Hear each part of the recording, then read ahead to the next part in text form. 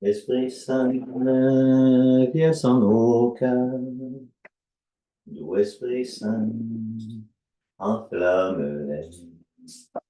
Viens, Esprit Saint, viens sans nos cœurs. Doux Esprit Saint, enflamme-les. Bonjour. Aujourd'hui, mardi le 30 avril, donc fête de Sainte Marie de l'Incarnation. J'aimerais partager avec vous quelques mots sur Sainte Marie de l'Incarnation, puisque pendant mon temps sabbatique à Québec, l'hiver dernier, j'ai eu l'occasion, bien sûr, plusieurs fois, d'aller prier à son tombeau. Et donc, la vie de Sainte Marie de l'Incarnation, une des fondatrices de l'Église au Canada, mère de l'Église au Canada, peut nous inspirer encore aujourd'hui dans notre mission d'évangélisation.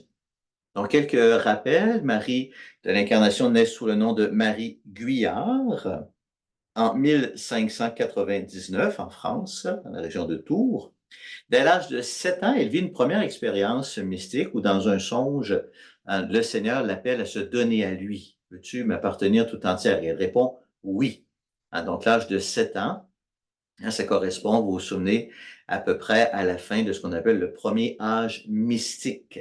C'est une période, bien sûr, très importante de notre vie et il n'est pas rare que des enfants, petits-enfants, dans ce premier âge mystique, vont vivre comme ça un premier signe d'appel particulier du Seigneur.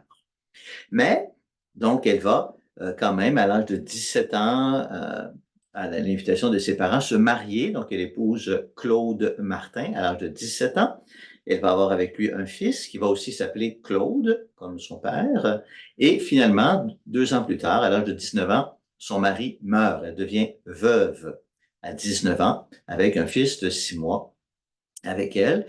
Et elle va alors aller habiter avec sa sœur pour, d'une part, elle aide sa sœur dans une entreprise, sa sœur est le mari de sa sœur, et en même temps, ça lui permet de subvenir aux besoins de son enfant.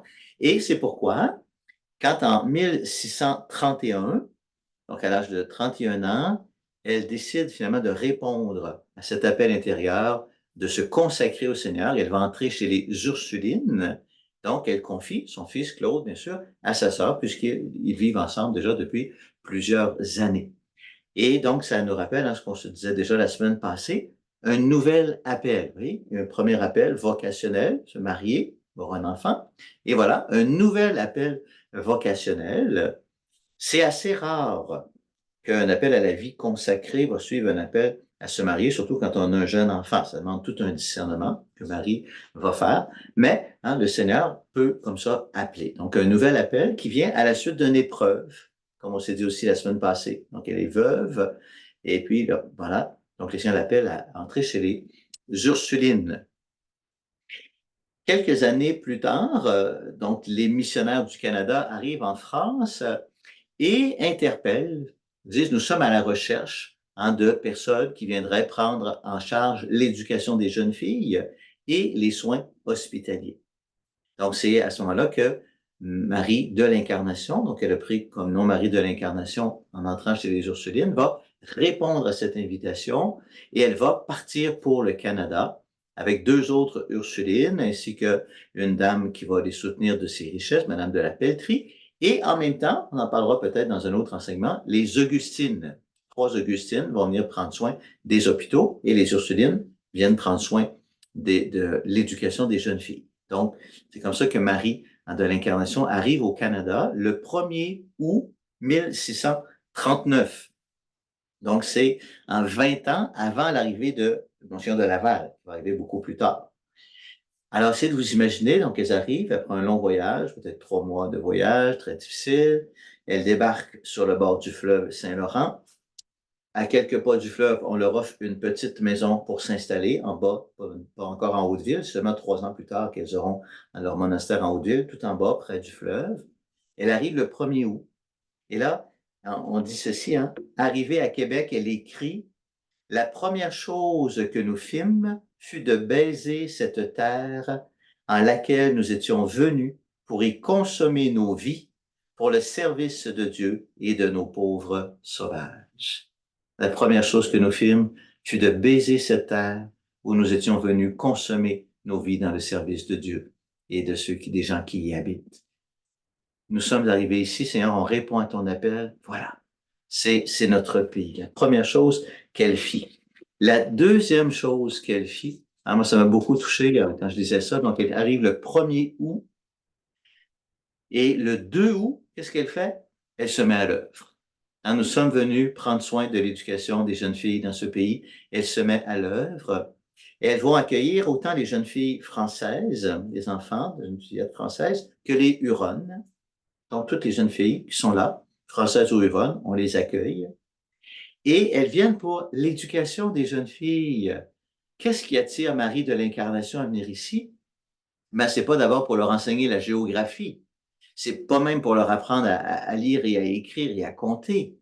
Bien sûr, ce qui habite son cœur, dans l'éducation des jeunes filles, c'est leur faire découvrir qu'elles sont aimées de Dieu, que Dieu est vivant, que Dieu les aime comme un père, que Jésus a donné sa vie pour elles. Donc, c'est l'éducation de la foi qui est première. Et à partir de cette éducation de la foi, concrètement, cette découverte, on enseigné l'amour de Dieu comment? En aimant ces jeunes filles et en les formant à toutes sortes d'autres choses, à tout le reste de l'éducation, que ce soit donc lire et compter, que ce soit les tâches ménagères, que ce soit toutes sortes d'autres apprentissages, la musique ou autre, vient enrichir ce qui est premier, qui est l'éducation de la foi.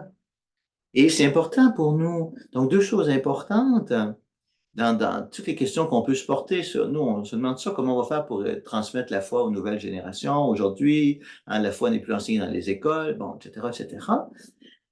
Marie de l'Incarnation nous apprend d'abord qu'il faut se mettre à l'œuvre. Il faut se mettre à l'œuvre.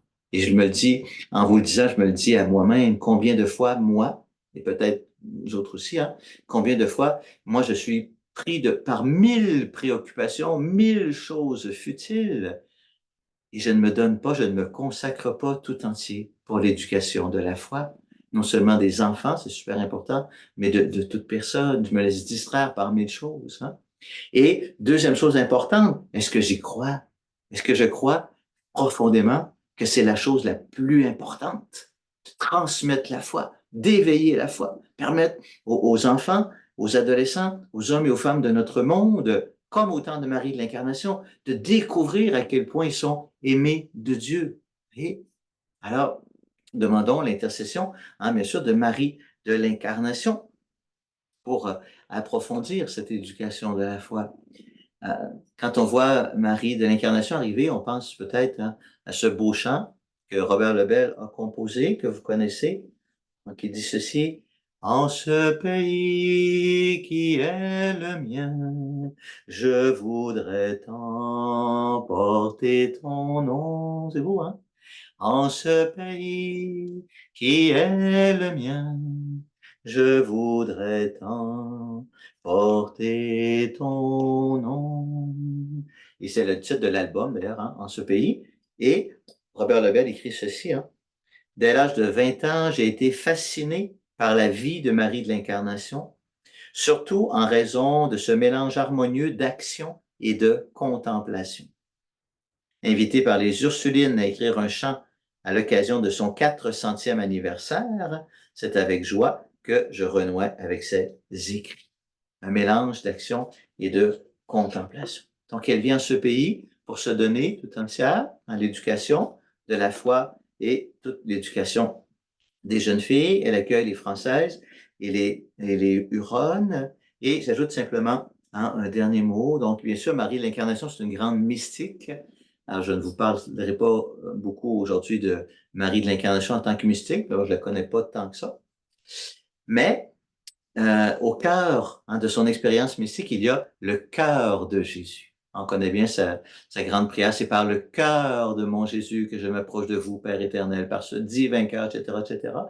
Donc, nous sommes, vous voyez, au début du 17e siècle. C'est le début de cette dévotion du cœur de Jésus que porté à ce moment-là Saint Jean-Eudes commençait à faire connaître en France, qui va être confirmé quelques années plus tard par les apparitions, bien sûr, à Sainte Marguerite Marie à la Coque, du cœur de Jésus, les apparitions du Sacré-Cœur à Paris-le-Monial, etc. Donc, le cœur de Jésus. Et je pense que cela aussi, ça vaut la peine de le retenir. Marie de l'Incarnation, peut nous apprendre à, à tout vivre avec le cœur de Jésus, par le cœur de Jésus. Le divin cœur de Jésus peut être au cœur de notre éducation de la foi, au cœur de notre motivation. C'est par le cœur de mon Jésus que nous voulons tout vivre. Voilà. Et l'école, ouverte donc par Marie de l'Incarnation, 3 ans après son arrivée, elles vont fonder le monastère avec l'école en Haute-Ville. Et cette école, elle existe encore aujourd'hui. C'est la plus vieille école au Canada. Donc fondée en 1600, ils sont arrivés en 1639, en 1642, fondé le monastère. Et aujourd'hui, vous voyez, 380 ans plus tard, donc l'école est toujours au service de la formation des jeunes.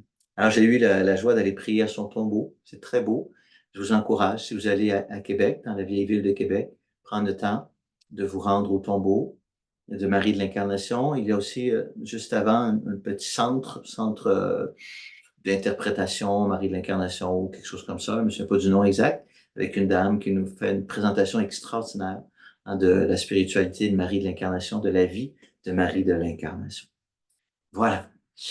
Alors, peut-être que la semaine prochaine, je vous parlerai soit de Monseigneur de Laval ou Catherine de Saint-Augustin, on verra.